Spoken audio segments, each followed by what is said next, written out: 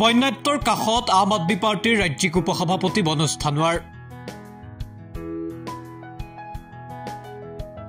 তিনিচুকীয়াত এতিয়া কাল ৰূপ ধাৰণ কৰিছে ডিব্ৰু নৈয়ে নাওলৈ গুইজানৰ বন্যাত্যৰ খবৰ ল'বলৈ উপস্থিত হ'ল আম আদমি পাৰ্টিৰ নেতাগৰাকী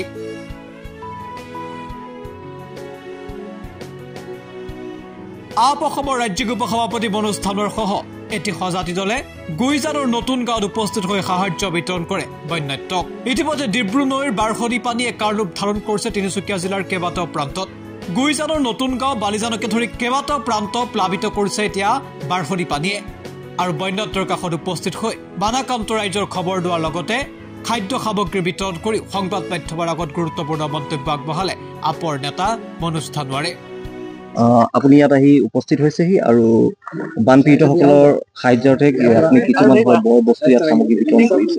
এতিয়া অৱস্থা বহুত শোচনীয় কি ক'ব নাই সঁচাকে অত্যন্ত শোচনীয় অৱস্থা যিটো অৱস্থাৰ আমি যি ধৰণে নাৱত আহিছো মানে এটা ভয় লগা অৱস্থাও হৈছে শোচনীয় অৱস্থাও হৈছে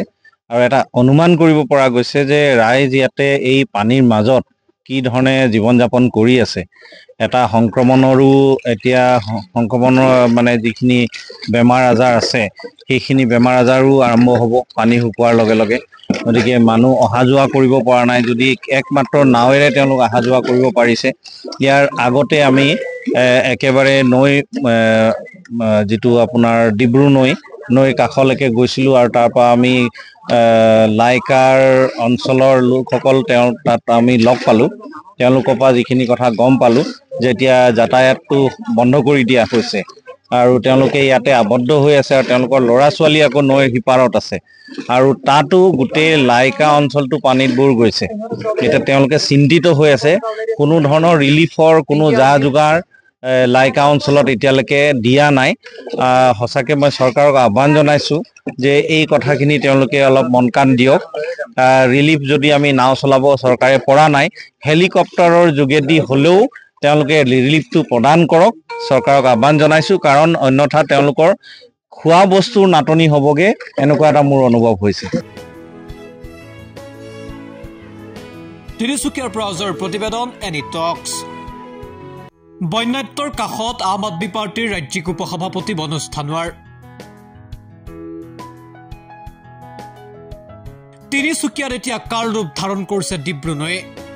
নাওলৈ গুইজানৰ বন্যাত্যৰ খবৰ ল'বলৈ উপস্থিত হ'ল আম আদমি পাৰ্টিৰ নেতাগৰাকী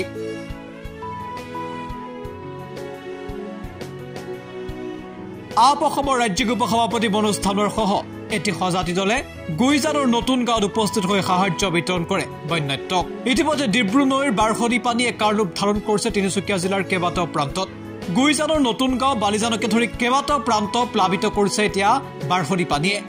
আৰু বন্যাত্যৰ কাষত উপস্থিত হৈ বানাকান্ত ৰাইজৰ খবৰ লোৱাৰ লগতে খাদ্য সামগ্ৰী বিতৰণ কৰি সংবাদ মাধ্যমৰ আগত গুৰুত্বপূৰ্ণ মন্তব্য আগবঢ়ালে আপৰ নেতা মনোজ ধানোৱাৰে আপুনি ইয়াত আহি উপস্থিত হৈছেহি আৰু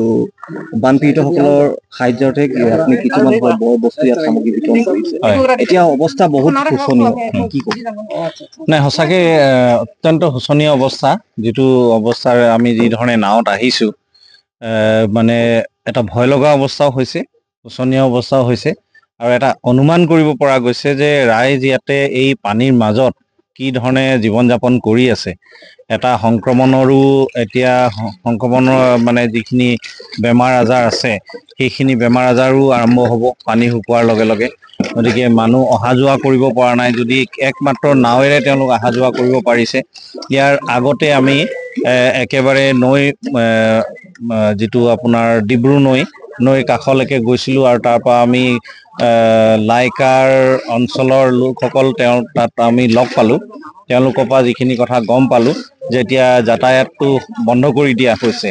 আৰু তেওঁলোকে ইয়াতে আবদ্ধ হৈ আছে আৰু তেওঁলোকৰ ল'ৰা ছোৱালী আকৌ নৈৰ সিপাৰত আছে